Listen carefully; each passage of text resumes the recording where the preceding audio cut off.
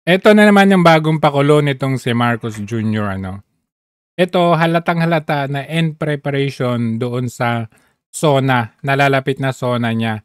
Kaya nga mapapansin ninyo kung saan-saan siya pupunta, Marawi, sa mga eskwelahan, nagiging karpentero, nagiging doktor na rin. Kasi para may maipagyabang sa SONA na hindi naman talaga sa kanya. Pero itong pumukaw sa aking ito na naman sasabihin na naman niya dito or sinabi niya na biggest drug hole na naman ito. Pakinggan natin ito.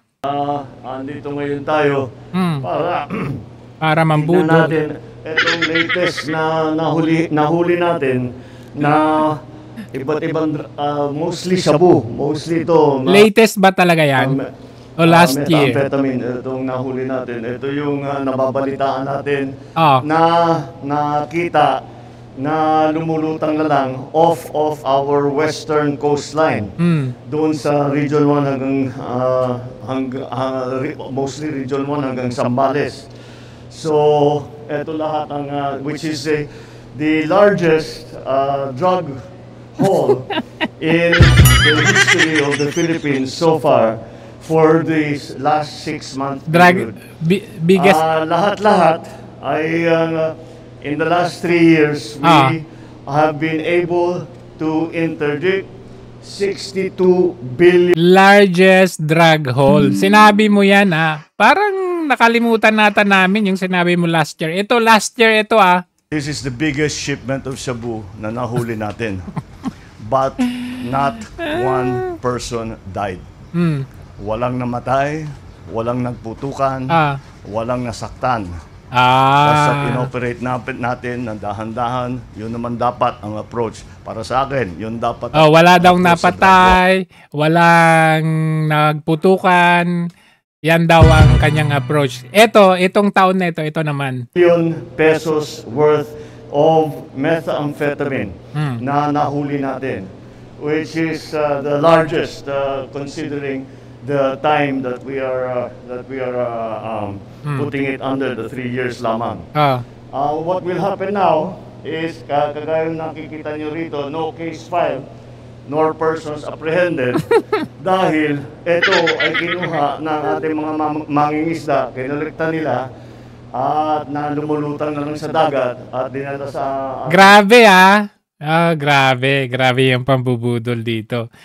Kasi maalala natin last year, may nahuli silang driver, nakita nila yung yate na idinaan daw sa coastline, 'di ba? Pero nung inimbestigahan yon, wala na nga tayong update doon sa ngayon, 'di ba? Yung sa driver, sa yate, kung saan kinuha, kung saan dumaan, wala. Pero prior to that, ang kanyang balita, kung maalala natin, ayan sabi niya, the biggest drug hole. Yung si Marbil pa yung PNP chief dyan. Wala silang, kung mapipicture ninyo kung bakit iba yung style nila ngayon, kasi pumalpak sila noon. Nag-set sila ng CCTV kuno na may hinuli sila na driver, na van, ganito ganyan. 2 tons noon, tapos naging 1.8, naging 1.2, tapos naging ilan na lang, 1.2 na lang. Nag-fail sila doon kasi marami tayong pumuna, chinek natin, marami silang mga mali doon. So, hindi na yung biggest drug hole. So, ngayon, ang ginawa nila ngayon, kung mapapansin niyo, walang nahuli, walang apprehended, sa dagat lang daw. Kasi, para lusot sila, na wala silang may present na tao na nahuli nila. Kasi last year, nung pinresent nila, kaduda-duda. Yung driver, kaduda-duda. Nasaan na yung driver ngayon na yun, ng alitagtag? Wala, di ba? So, ang siste ngayon, lumalabas na yung pinapakita ngayon ni Marcos na yan, abay, recycle din yan. And nung last year din yan, ngayon din yung ngayon na pinapakita nila ngayon. Ang pinagkaiba, walang nahuli ngayon para walang masyadong investigation. Pero kung tutuusin, doon pa lang sa mga mangingisda na nakakuha dyan, persons of interest na yan. Kailangan iniimbestigahan yan. Hindi po pwedeng basta-basta na nakita lang nila sa dagat na wala man lang, hindi man lang nila matrace kung sa ano yung origin, di ba? Anong anong function ng intel ng mga marino natin? Yung Navy at saka yung Coast Guard natin. Anong function nila kung hindi nila mamomonitor at makikita yung entry point nung ano nito? Ang sabihin nila, tinatago nila kung sino talaga. Malamang nga sila din eh. Tinatago nila, bakit? Kasi yan naman talaga ang sistema diyan, yung tinatawag na drop on, drop off na method. Kumbaga, yung mga yan, may mga GPS yan. Hindi nila basta ihuhulog yan sa dagat. Ihuhulog nila yan sa dagat, tapos pipick upin kung sino ang yung bibili. Pipick upin nila kasi with GPS yan. So, matitrace nila kung saan banda yan. Kaya nga, napaka-imposible na wala silang ma-apprehend dyan kasi yung mga yan, hindi nila ihuhulog na walang GPS yan. Lokohin ninyong lelang ninyo. Oo.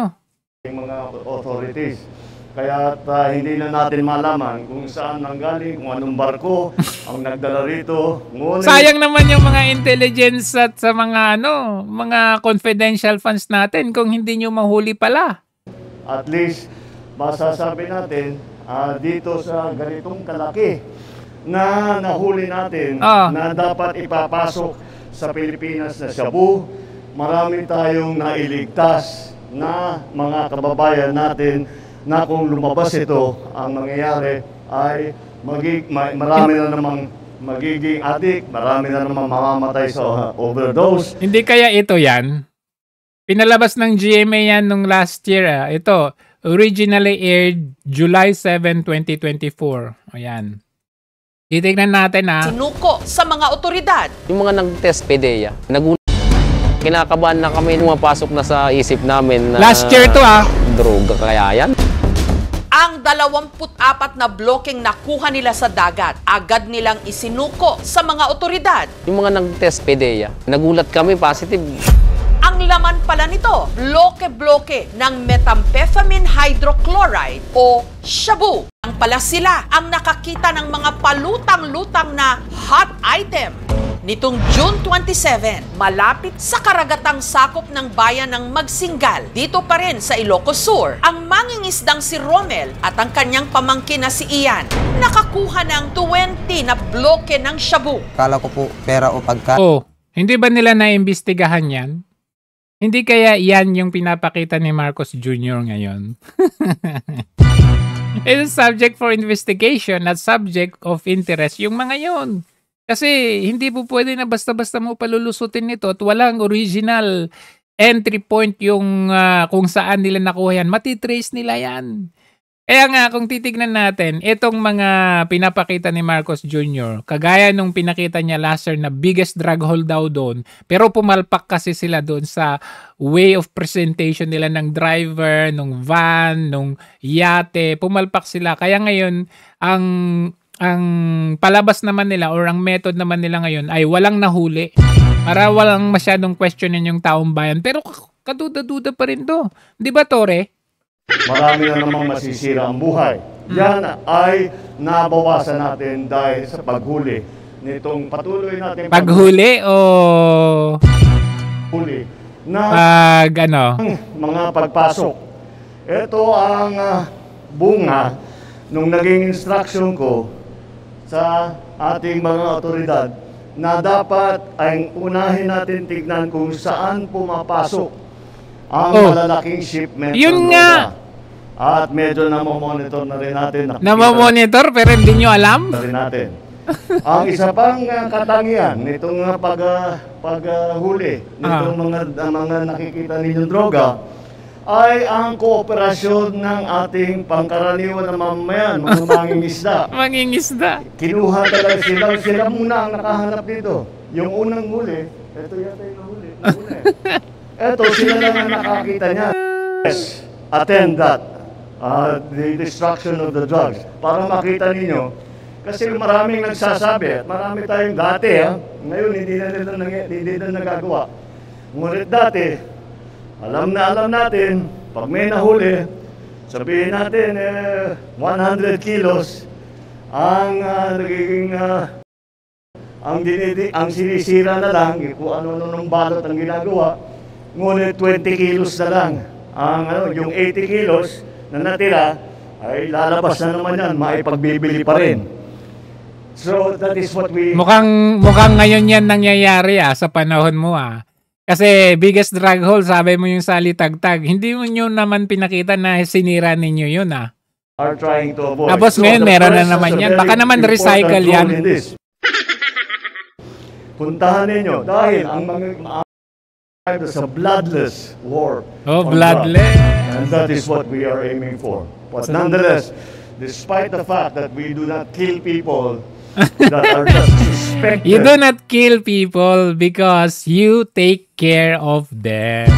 You take good care of them. Yun lang po yun. Kasi on the ground, marami ng mga sabog, mga adik, nagsibalikan, nagsipayatan, nagsitaba nung panahon ni Duterte, pero ngayon nagsipayatan na sila ulit. Okay, so you do not kill but you do care for those criminals, for those drug lords, pinapalaya. And ito lang ang conclusion dito sa ginagawa ni Marcos Jr. na kung saan-saan siya pupunta. At itong ang latest, itong drug hole kuno na ito, ay para lang in preparation may maipagyabang sa SONA.